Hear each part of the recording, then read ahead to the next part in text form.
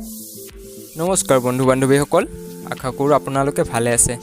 তো বিশেষ একো নোকোৱাকৈ চিধা মূল কথাত আগবাঢ়ো।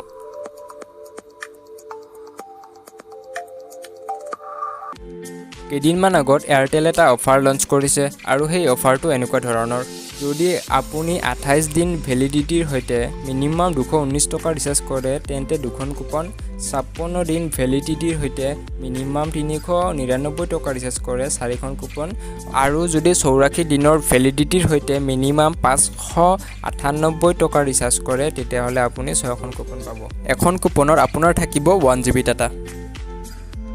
এতিয়া এই কুপনবোৰ কেনেকৈ আপুনি ক্লেইম কৰিব পাৰিব জানিবলৈ ভিডিঅ'টো বনোৱা হৈছে। তাৰ বাবে প্ৰথমতে নোটপেড ওপেন কৰি ল'ব। টাইপ কৰিব u.airtel.in/6 data coupon.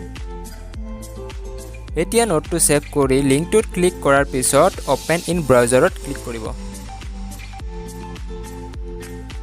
Just once click কৰিব। তাৰ পিছত আপোনাৰ এটা এনেকুৱা ইণ্টাৰফেচ আহিব য'ত আপোনাৰ কুপনবোৰ শ্ব' কৰিব।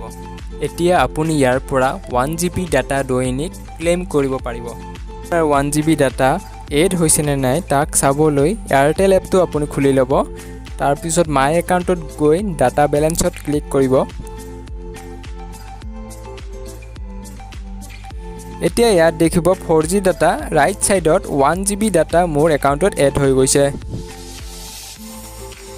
মনত ৰাখিব এই 1 GB ডাটা আপুনি ডেইলি ইউজ কৰিব লাগিব, মানে এদিনতে আপুনি শেষ কৰিব লাগিব, অন্যথা আপোনাৰ ভেলিডিটি পাৰ হৈ যাব।